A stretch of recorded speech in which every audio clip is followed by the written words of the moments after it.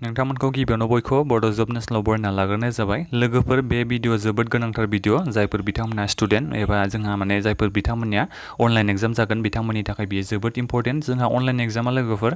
गुवाहाटी इउनिभार्सिटिनि आरो बड'लेण्ड इउनिभार्सिटिनियाबो जोंहा अनलाइन एसे एग्जामा जागोन। दा बे एग्जामनि डेटनि बागै गासिबो इनफरमेसनखौथ' नोंथांमोना बयबो मिथिखाबाय जानांगौ आरो गोबाङानो सोरबा सोरबाथ' मिथिबाय जानांगौ जोंहा अनलाइन एग्जाम प्रसेसा माबोरै जायो। नाथायबा लोगोफोर आं माने सिगाङाव दाख्लैबावै अनलाइन एग्जामखौ होखांबाय नालाय दा बेहाय मा प्रब्लेम जादों आंहा बेखौबो आं नोंथांमोननो खोन्थागोन आरो नोंथांमोना माबोरै अनलाइन एग्जामखौ होनांगौ बिनि बागैबो आं खोन्थागोन। जेरै नोंथांमोना PDF फाइलखौ माबोरै आपल'ड खालामनांगौ, PDF फाइलनि साइजआ मा जानांगौ, माबायदि रेनाम खालामनांगौ PDF फाइलखौ, बिनिफ्राय आरो नोंथांमोना जेनेबा एन्सार स्क्रिप्टखौ माबायदि लिरनांगौ बिनि बागैबो आरो आं नोंथांमोननो खोन्थागोन। आरो आपल'ड खालामनायाव जोंहा गोबाङानो प्रब्लेम जादों लोगोफोर दाख्लैबावै जोङो अनलाइन एग्जाम होनाय समाव। दा बेफोर प्रब्लेमनि बागै आं नोंथांमोननो मोजाङै खोन्थाहरगोन। दा बेनिखायनो नोंथांमोना जाहाथे भिडिअखौ जोबजासिम नायो, जेनेबा नोंथांमोना जेब्ला अनलाइन एग्जामाव जयो अब्ला नोंथांमोना जाहाथे जेबो प्रब्लेम जाया बिनि थाखाय नोंथांमोना धैर्य हमनानै जाहाथे बयबो भिडिअखौ जोबजासिम नायो जायफोर बिथांमोना अनलाइन एग्जाम जानो गोनां दङ।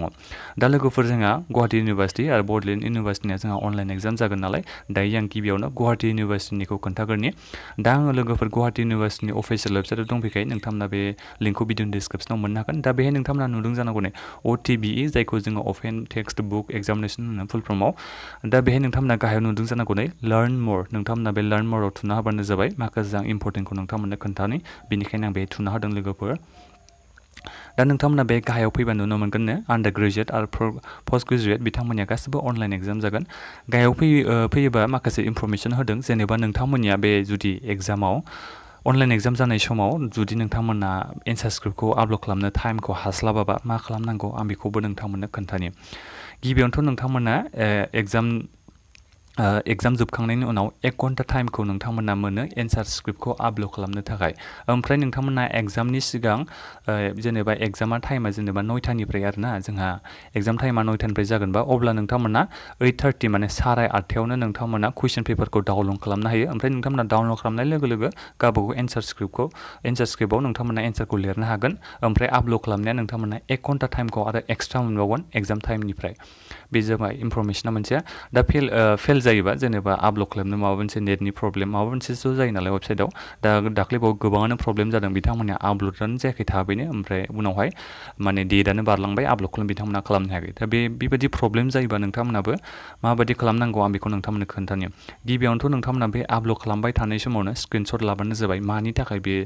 आपल'ड जायाखै, जेनेबा ल'ड लाबाय थायोल' नाथायबा आपल'ड जाया नालाय सोरनाबा। दा बेखौ नोंथांमोना स्क्रिनशट खालामना लाखिनांगोन होनदों प्रुफ हिसाबै। लोगोफोर नोंथांमोना बेखौ बावथारनाङा, बेखौ नोंथांमोना जाहाथे बयबो एग्जाम होनायाव एन्सार स्क्रिप्ट खालामनाय समाव स्क्रिनशट खालामना लाबानो जाबाय आपल'ड खालामनायखौ। बिनिफ्राय फेलार जानायनि उनाव नोंथांमोना उनाव आपल'डथ' खालामनो हानाय नंला नालाय, डेटआ जेनेबा टाइमा बारबाथ' एक्सट्रा टाइमफोरथ' गैया नालाय। दा बेहाय नोंथांमोना मा खालामनांगोननो गाहायाव फैयोबा नोंथांमोना नैबे आसामिसनि फार्स्टआवनोथ' नोंथांमोना गावबागाव कलेजाव कन्टेक्ट लानांगोन। दाख्लै जोंनिया कलेजनिया मा खालामदोंमोन, कलेजनि जोंनिया ओरैनो आरो जायफोर बिथांमोना एन्सार स्क्रिप्टखौ आपल'ड खालामनो थाखाय टाइमखौ मोनासै एबा माबा मोनसे प्रब्लेमनि थाखाय वेबसाइट प्रब्लेम एबा आपल'डआ थाब जायैनि थाखाय बिथांमोना डेट बारनानै माने टाइम बारनानै एन्सार स्क्रिप्टखौ आपल'ड खालामनो हायैयाव बिथांमोना कलेजाव इमेल ID होदों आरो जोंनिया बिथांमोना कलेजाव हरनांगौ। दा नोंथांमोनाबो बेबायदिनो एग्जाम जानायनि सिगांनो नोंथांमोना जाहाथे कलेजाव कन्टेक्ट लायो एबा कलेजानो गिबियाव इनफरमेसनबो होखायो। नोंथांमोना जुदि बे एग्जाम स्क्रिप्टखौ नोंथांमोना आपल'ड खालामनो हायाखैबा बिथांमोना माबा मोनसे राहाखौ होखायो कलेजनिफ्राय, नोंथांमोना बे गावबागाव कलेजनिफ्राय बेखौ कन्टेक्ट लानांसिगोन। जुदि एग्जाम पेपारखौ जेनेबा एन्सार स्क्रिप्टखौ आपल'ड खालामनो हायाबा मा राहा दङ जों बे एन्सार स्क्रिप्टखौ हरनो थाखाय बेनि बागै बिथांमोना कलेजा इनफरमेसनखौ होखायो। नोंथांमोना गावबागाव कलेजाव कन्टेक्ट लाबानो जाबाय। दा बे जाबाय जोंहा इम्परटेन्टआ एन्सार स्क्रिप्टआ फेलार जायोबा मा खालामनांगौ आं बेखौ नोंथांमोननो दायो डिटेल्सै खोन्थाबाय। दा बिनि सिगाङावनो माखासे बेहाय लोगोफोर नटिफिकेसन इन्सट्राक्सन होनाय दङ, बेनि बागैबो आं उनाव नोंथांमोननो खोन्थागोन। दा बेहायनो गोजौआवनो नुखादों जानांगौ, आं गिबियावथ' नोंथांमोननो बे लार्न मर बे थुना होदोंमोन। दायो नोंथांमोना नैबे लगिनखौ नुदों जानांगौ नै लगिन, नैबे बेहायनो थांनानै नोंथांमोना लोगोफोर एग्जामखौ हैनांगौ आं बेखौबो नोंथांमोननो खोन्थानि। बे लगिन नुदोंना लोगोफोर, नोंथांमोना बे लगिनाव थुना होनांगोन। लगिनाव थुबानोदि डाइरेक्ट एग्जामनि पर्टेलाव मोनहैगोन बेबो नङा, गाहायाव फैथारबानो जाबाय। गाहायाव फैदो, बे लगिनाव फैखांनायनि उनाव नैबे नुदोंना नोंथांमोना लोगोफोर नै अनलाइन OTB एग्जामिनेसन, नोंथांमोना बेहायसो थुना होनांगोन। बे एरियायाव नोंथांमोना थुना होनांगोन अनलाइन एग्जामखौ हैनो थाखाय। आं दायो बेहाय थुना होबाय। दा बेहाय थुना होयोबासो जोंहा नै लोगोफोर बेहाय फैबाय लगइन खालामनायनि अपसना दा बेहायबो माखासे इन्सट्राक्सन होदों आं बेखौबो नोंथांमोननो खोन्थाखानोसै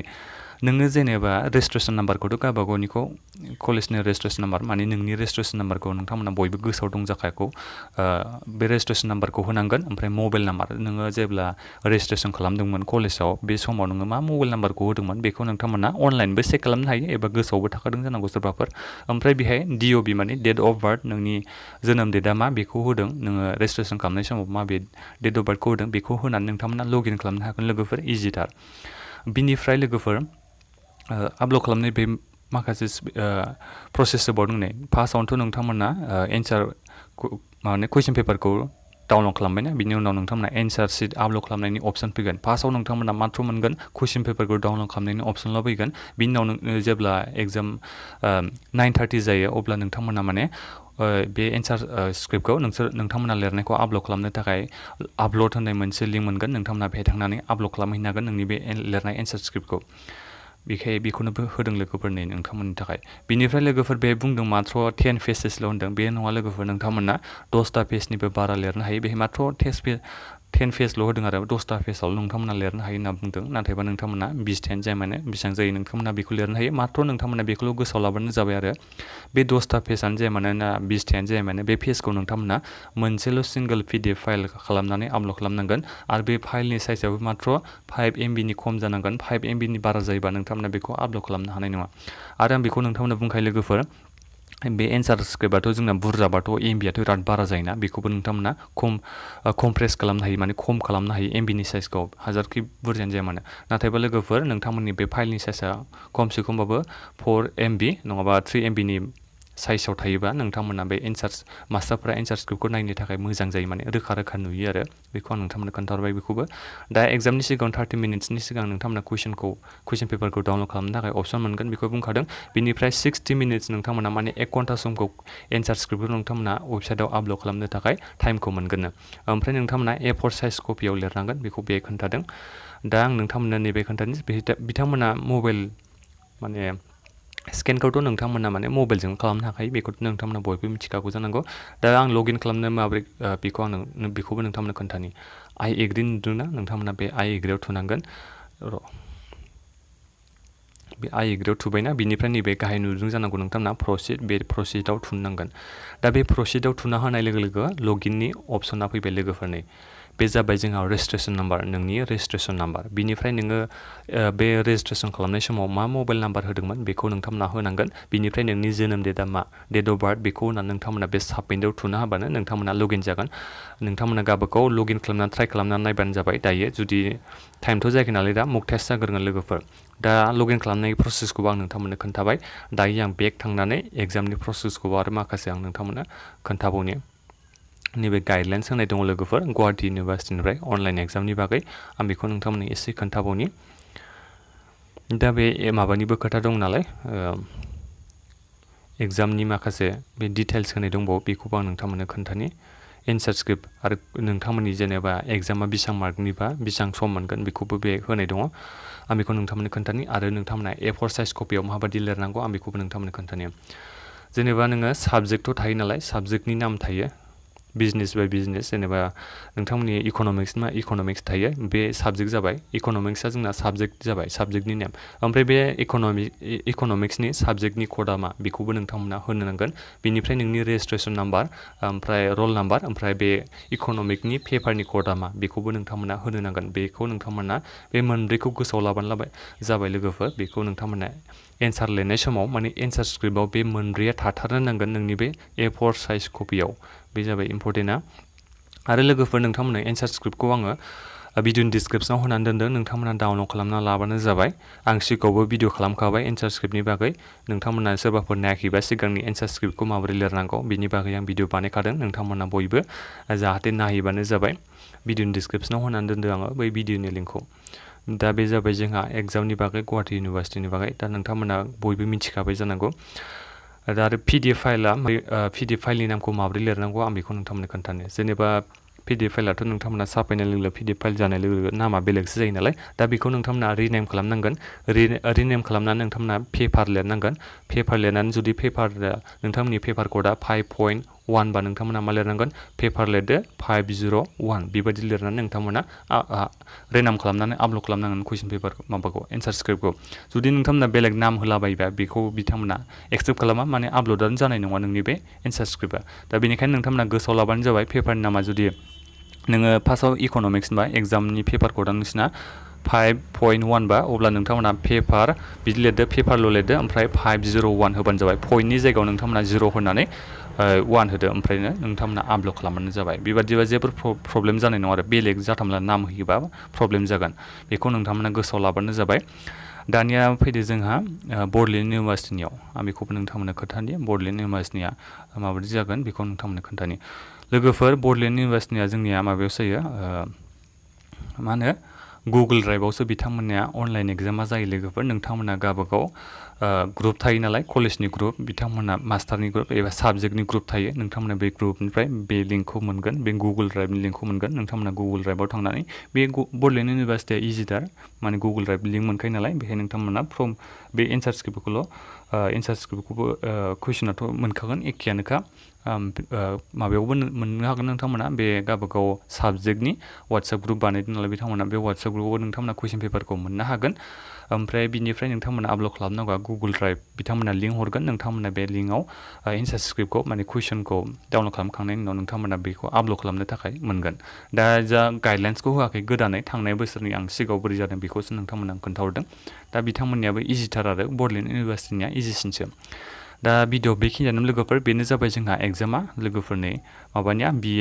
BSc BCom थार्ड सेमिस्टारनि अनलाइन एग्जाम जागोन ना बेहाय डेटफोरखौबो होनाय दंखायो नै नोंथांमोना जुदि बेखौ मोनाखैबा भिडिअनि डिसक्रिप्सनाव चेक खालामहैबानो जाबाय आं बे एग्जामनि रुटिनखौबो नोंथांमोननो भिडिअनि डिसक्रिप्सनाव होनानै दोनदों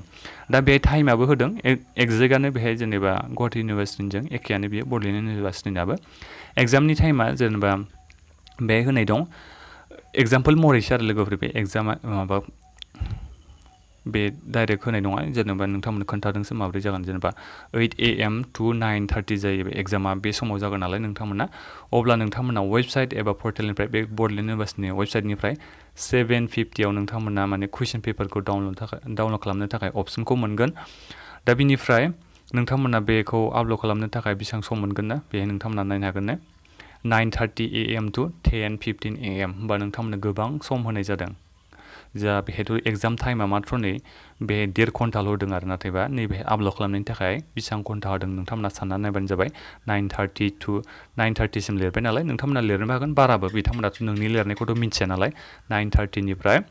10:15 अब्ला जोंहा बेसेबां मिनिट जायो नोंथांमोना बेखौ सानबानो जाबाय जायखिजाया 10:15नि सिगां नोंथांमोना एन्सार स्क्रिप्टखौ आपल'ड खालामनो नांगोन आरो बेखौ बे होनाय दङ